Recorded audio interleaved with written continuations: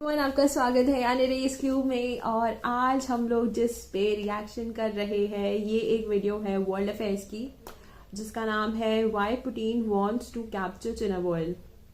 आई think अगर आप लोगों में से कुछ लोग अगर अवेयर होंगे कि नहीं होंगे, बट चिनावॉल जो था एक बहुत बड़ा एक मैसेकर वहाँ पे हुआ था। उस मैसेकर में ये था कि न्यूक्लियर रिएक्टर था या एटॉमिक रिएक्टर था, मुझे इतना याद नहीं आ रहा है कि वो वहाँ पे लीक हुआ था या ब्लास्ट नहीं, लीक हुआ था ऑब्वियसली। तो वहाँ पे लीक हुआ था और उस लीक के कारण बहुत लोगों की डेथ हुई थी।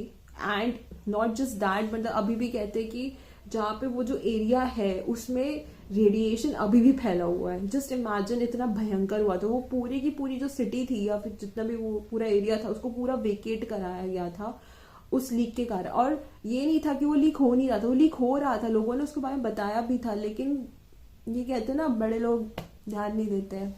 इन दी एंड में मरता है काम इंसान ही है। और इतना ज्यादा रेडिएशन, जो उस टाइम पे जब रेडिएशन हो रहे थे उस चीज को बुझाने, क्योंकि आग लगी हुई थी, क्योंकि वहां पे ब्लास्ट हुआ था तो वहां पे आग जो भी लगी हुई थी, तो फायर फाइटर्स गए थे उस आग को बुझाने के लिए। और जो भी वहां के जो मिनिस्टर थे जो भी थे वो पहुंचे, वो हाफ रास्ते तक पहुंचे थे। और वो ये नहीं थे कि वो लोग गाड़ी से आते, वो लोग बाई एयर आ रहे थे। एंड इतना ज्यादा हाईली रेडिएटेड था वो एरिया कि मतलब वो बंदा गया नहीं। और जस्ट इमेजिन कि जितने भी फायर फाइटर्स थे उस टाइम पे, वो उस बेड वहां पे वो लोग आग को बुझा रहे थे। उनके आज भी कहते हैं कि जितने भी फायर फाइटर्स के जो भी चिनावल जो एरिया है, मतलब जहाँ पे जहाँ पे वो रिएक्टर रखा हुआ था, वहां पे जो भी कपड़े मिलते हैं ना, उस कपड़ों में अभी तक वो रेडिएशन मिलते हैं। सोचो इतना हाईली पावर्ड रेडिएशन में वहां पे एक इंसान बैठ के आग बुझा, वो अपनी ड्यूटी पूरी कर रहा था। और जहाँ पे वो लोग जितने भी मिनिस्टर्स और जितने भी वहां के लोग थे, ये उन लोगों को इस चीज के ऊपर ध्यान देना चाहिए था। बट सब लोग अवेयर है इस चीज के बारे में कि मरता एक आम इंसान ही है। जो वहां पे बचाने जाता है वो भी मरता है, क्योंकि वो उसके लिए उसकी ड्यूटी होती है। और ये एक बहुत एक sad part of the history है जो कि काउंट होता है बहुत बड़े मैसेकर्स में। ये चिनावॉल का जो है ये भी काउंट होता है उसमें। तो चिनावॉल की हिस्ट्री काफी अभी भी ऐसा है कि जो चिनावॉल का जो एरिया है ना, उसमें कोई लोग रहता नहीं है, क्योंकि रहने लायक जगह ही नहीं है, पूरा अबैंडन्ड हो चुका है वो पूरा एरिया। तो बट ये है कि अभी जितने भी हम लोग जब इन सब चीजों का जब हम पढ़ते हैं, जब हम आगे के ऊपर जब इस पर एनालाइज करते हैं, तो हम देखते कि इन दी एंड में एक आम इंसान ही मरता है और कोई तो नहीं मरता।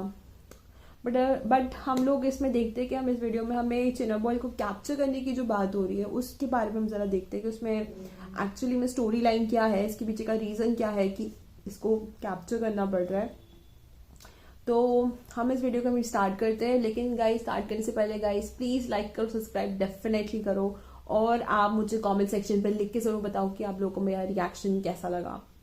तो इसके साथ वीडियो यहाँ पे स्टार्ट करते हैं।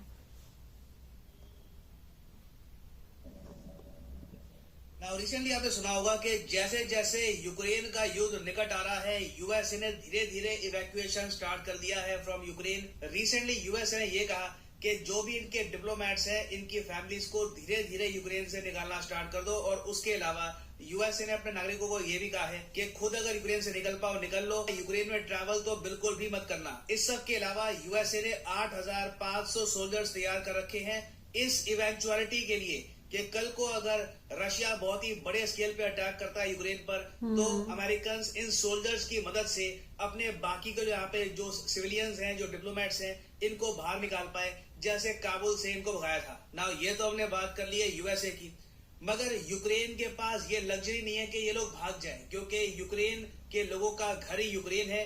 इनको अपने देश के लिए यहाँ पर लड़ना पड़ेगा। और लड़ाई भी देखो एक ऐसी साइड को लेकर होने वाली है जिसके बारे में किसी ने सोचा नहीं था, चेरनोबिल।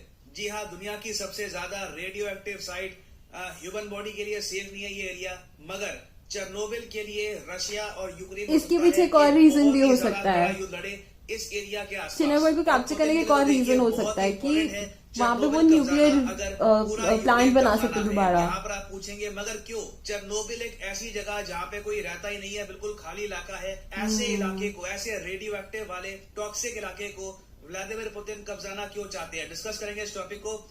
बहुत कुछ यहाँ पे आपको जानने को मिलेगा। A lot to know, a lot to discuss as always, but before we begin आपसे यहाँ पर एक क्वेश्चन पूछूंगा। क्वेश्चन यहाँ पर ये है कि यूक्रेन की आबादी क्या है। It is a very simple question. Ukraine की पॉपुलेशन क्या है? 10 करोड़ 40 लाख, 4 करोड़ 40 लाख या फिर 8 करोड़? कमेंट सेक्शन में करिए उत्तर। सही आंसर आपको मिलेगा वीडियो के एंड में।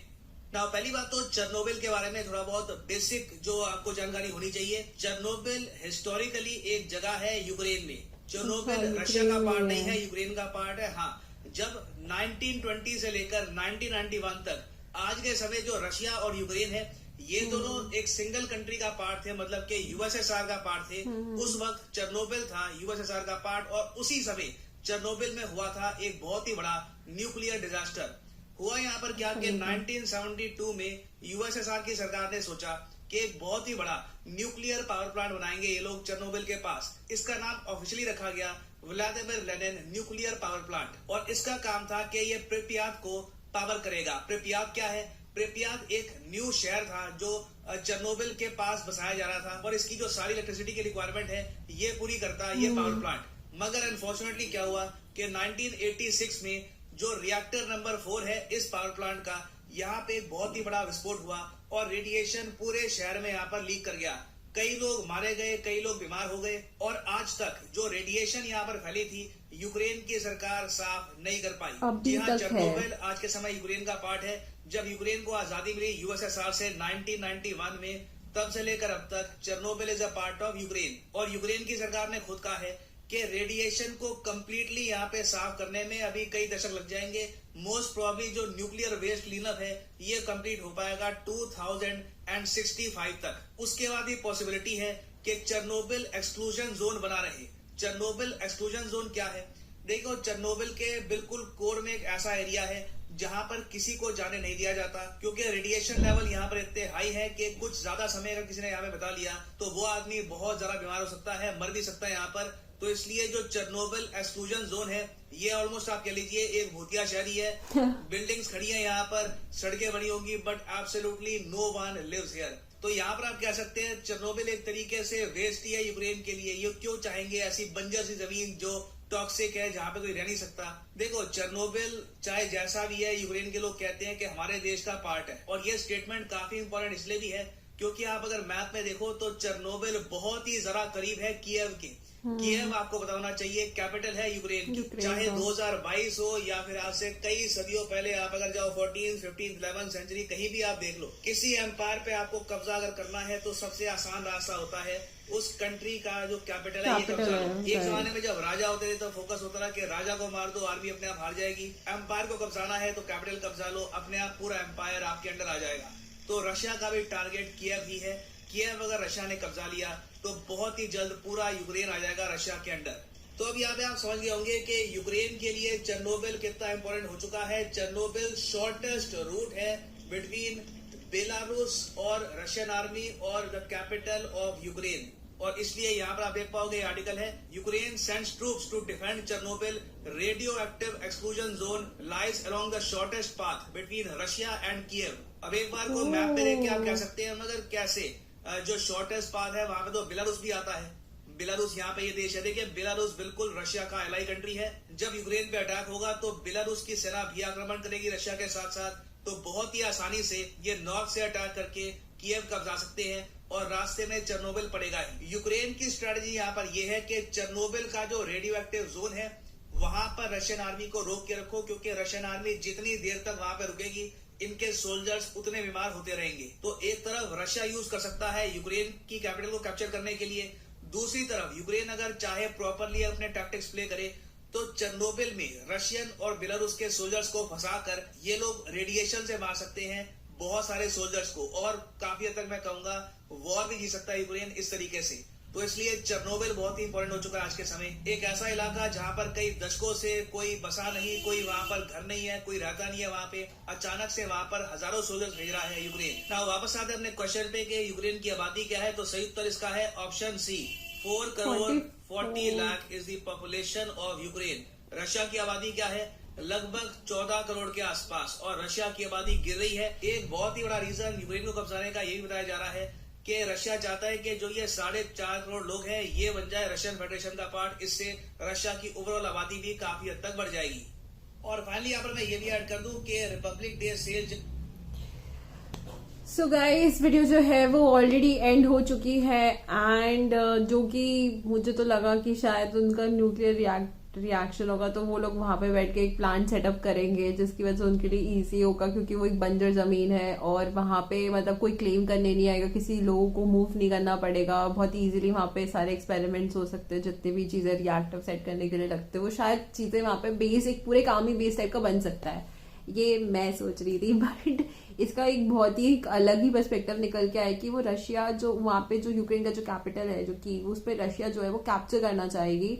और ऑब्वियसली पता है कैपिटल कैप्चर हो गया तो फिर मतलब पूरी की पूरी कंट्री हाथ पे आ जाती है। बट ये है कि ये काफी अच्छे लाइक एक वॉर कहते हैं ना, आर्ट ऑफ वॉर कहते हैं इसे, जहाँ पे मतलब आप अगर वहां के सोल्जर्स अगर उस चीज को डिफेंड करने भी अगर आते हैं तब भी उनका लॉस है यूक्रेन का, क्योंकि जितने भी आर्मी जितने भी ट्रूप लाइंस पे खड़े रहेंगे बॉर्डर लाइन पे और वहां पे अगर रशिया अटैक भी करोगे वो लोग ज्यादा देर तो वहां पे खड़े नहीं रह सकते, क्योंकि वहां पे न्यूक्लियर रिएक्शन जो था मतलब जो रेडियो एक्टिव जो वहां पे रिएक्शन जो चल रहा है वहां पर वो बहुत हाई रेटेड है। वहां पे आप खड़े नहीं रह सकते, अगर कोई खड़ा रहेगा जैसे यहाँ बताया था कि वो बंदा मर तक सकता है, तो ऑब्वियसली बात है आप कितने आर्मी ट्रूप्स को भेजोगे, वहां पे आबादी भी मतलब 4.4 करोड़ की आबादी है, मतलब अब कितने लोगों को वहां पे आर्मी के लिए भेजोगे और वहां पे लोग कितने लोग इस चीज को डिफेंड कर पाएंगे। तो एक बहुत ही अच्छे आर्ट ऑफ वॉर का यहाँ पे यूज करा है, क्योंकि बहुत अच्छा टैक्टिक्स यूज करा है कि वहां पे कोई खड़ा भी नहीं हो सकता, कोई डिफेंड भी नहीं कर सकता। अगर एक बार रशियन आर्मी मतलब एंटर कर चुकी है तो फिर कीव पे अटैक कर देंगे और कीव पे अटैक करने पे ऑटोमेटिकली वो पूरा जो एरिया है वो पूरा कब्जे पे आ जाएगा। बहुत अच्छा प्लान था, लेकिन ये एक ये चीज है कि ये लोग एक मतलब जैसे कि यूक्रेन ने उस चीज को एक बहुत मतलब डिस्कार्डेड करके रखा हुआ है कि ये जो है वो एरिया यूज नहीं होगा, लेकिन ऑपोजिट पार्टी जो होती है वो लोग इस चीज को कितने अच्छे से यूज कर रहे हैं, इसे कितने अच्छे से मैन्युपुलेट करने की कोशिश कर रहे हैं ताकि उनके लिए वो ड्रॉबैक है लेकिन उनके लिए एडवांटेज का काम कर रही है। तो अपने कभी भी ना ये नहीं सोचना चाहिए कि जो हमारे जो ड्रॉबैक्स है वो हमारे लिए शायद ड्रॉबैक्स नजर हो, लेकिन वो क्या पता वो आपके लिए एक बहुत बेनिफिट का पॉइंट कर रहा हो, वो हमें शायद नजर नहीं आएगा। जैसे कि उन लोगों ने उनकी ही ड्रॉबैक्स को उन्हीं के इस पे इस्तेमाल करना, लेकिन अगर वो चाहते तो इस चीज को वो लोग यूटिलाइज कर सकते थे, काफी अच्छे वे में से यूटिलाइज कर सकते थे। लेकिन ये रशियन पॉलिटिक्स है, ये हमारे बियॉन्ड है क्योंकि यूएसएसआर की अपनी खुद की एक हिस्ट्री है, जैसे कि किस तरीके से उन्होंने मतलब मैं मानती हूँ कि उस टाइम पे वो सुपर पावर्स बन गए थे। यूएस और यूएसएसआर के बीच में जब लड़ाइयाँ चल रही थी जिसको हम कोल्ड वॉर कहते हैं, एक बहुत बड़ी लड़ाई थी वो, एक जिसमें यूएसएसआर जो थी वो टूट गई थी अपने ही कारण, क्योंकि वो फंड नहीं कर पा रही थी, क्योंकि इतनी सारा टेक्नोलॉजी और इन सब चीजों पे इतना इन्फ्लुएंस हो चुके थे। तो अपनी खुद की एक अपनी एक हिस्ट्री है एंड रशियन हिस्ट्रीज के बारे में पॉलिटिकल हिस्ट्रीज जो है उनकी पॉलिटिकली कैसे वेव आउट करता है वो तो भाई वो तो हमें इन फ्यूचर पता चलेगा। बट इसी के साथ हम इस वीडियो को यहीं पर हम एंड करते हैं। अगर आप लोगों को मेरा रिएक्शन अच्छा लगा प्लीज गाइस लाइक करो, सब्सक्राइब डेफिनेटली करो और आप मुझे कमेंट सेक्शन पर लिख के जरूर बताओ कि आप लोगों को मेरा रिएक्शन कैसा लगा।